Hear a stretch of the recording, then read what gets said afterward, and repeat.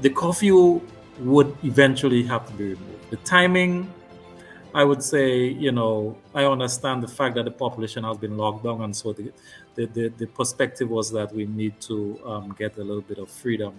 But with freedom, I would say, comes responsibility, and especially in within a pandemic that has had that impact on our population.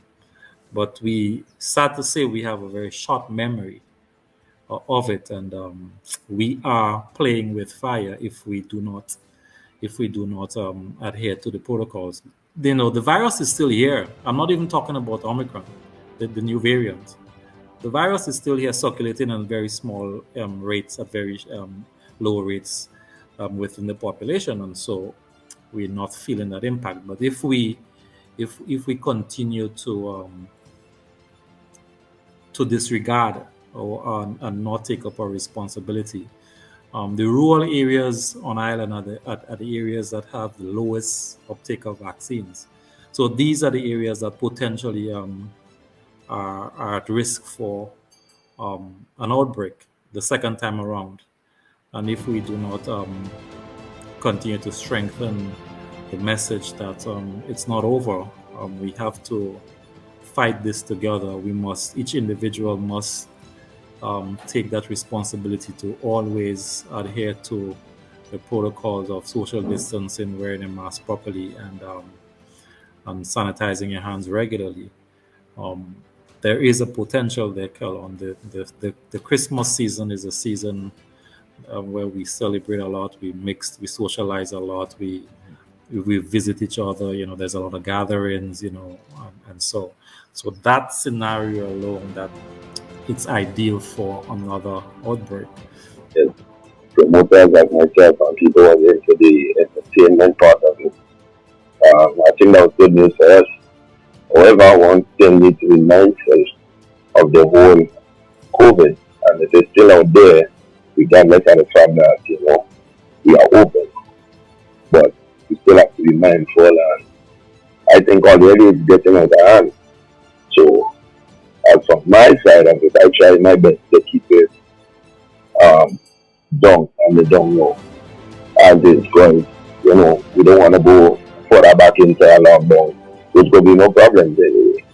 So I think, and I'm urging the public to actually remember the protocol, and be mindful that not because let's say, the curfew is out, that we should be careless. As a follow-up to that, are there plans for unvaccinated vendors to also get their products sold? Maybe. I would hesitate to answer that. I don't have the answer. These are things that we are discussing, but I can't say there's a clear pathway forward. Our regulations for this country for visitors. Grenadians can come in however they are. And of course, the treatment would be a bit different. If you're fully vaccinated, you follow the protocols of the fully vaccinated. If you're unvaccinated, there is also a protocol. But visitors are all required to come fully vaccinated. What do you say to them about being served by persons who are not vaccinated? So this requires some deeper thought. I can't say I have the answer, but it's something that we have to pursue, because some people have their beliefs, they may never do. But I want to urge that if persons really do not have a serious thing against vaccination, some people may feel, well, look, I'm not a frontline worker, I'm not a nurse, I'm not a doctor, I'm not a policeman, I don't need to be vaccinated. If that is just your feeling, you become frontline once you provide a service to people. You exchange monies, you exchange goods, whatever, you become frontline. So that is, in my opinion, from where I sit. Government may not say so. This is my personal opinion. From the tourism point of view, you become frontline. And visitors do ask occasionally, you're asking us to come in fully vaccinated. We want to go out. We want to interface. What are you telling your people with whom we interface? We are asked this question, not every day, but we ask this question. So it's a balancing act again, and we have to keep working at it.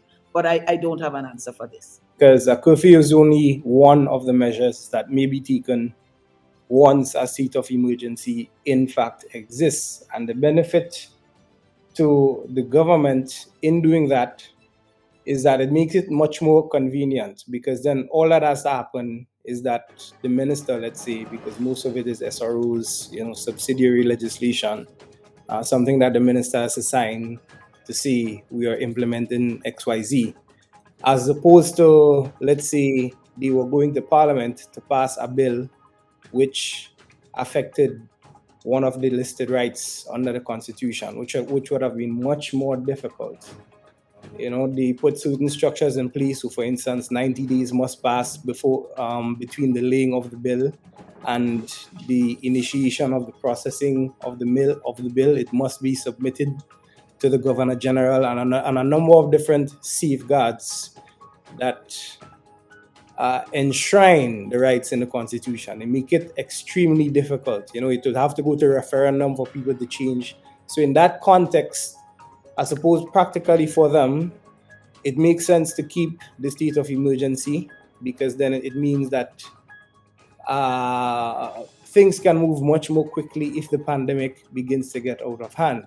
But of course, there are very real philosophical issues that one can raise, from that.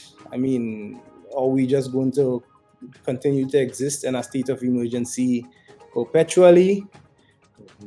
What happens? Because what a state of emergency really is a suspension of your rights. A minister can pass an SRO saying, once it's of course linked to a proper to the purpose of health and the gender and the public health of the persons in Grenada, can pass an SRO saying, anything that relates to that really, without the safeguards that the Constitution would normally allow.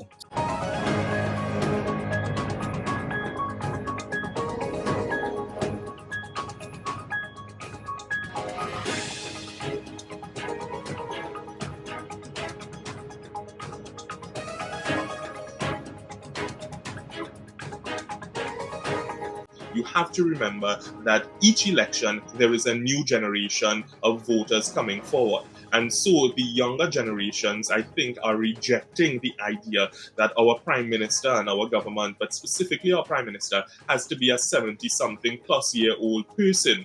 All right, we want to see, just as how we've seen around the world, younger blood come into the fray. And the fact is, and not to be disrespectful to anyone, but the fact is that the decisions that our Prime Minister, Dr. Keith Rowley, and his government is making now, he may not live to see many of those things come to pass in the next 25 years or so. So therefore, you would want younger blood who can understand trends, who can understand the direction of the world and the country, and will be around to live some of those changes, because it is so important that they do it for their peers, but also the generation that comes up. So I do think that we are going to see change. I think that PNM country and things of that nature, that is going to be something kept in the past. Moving forward, Trinidad and Tobago should be up for grabs for whichever party has the best interests of the country at heart. And I believe those days are coming.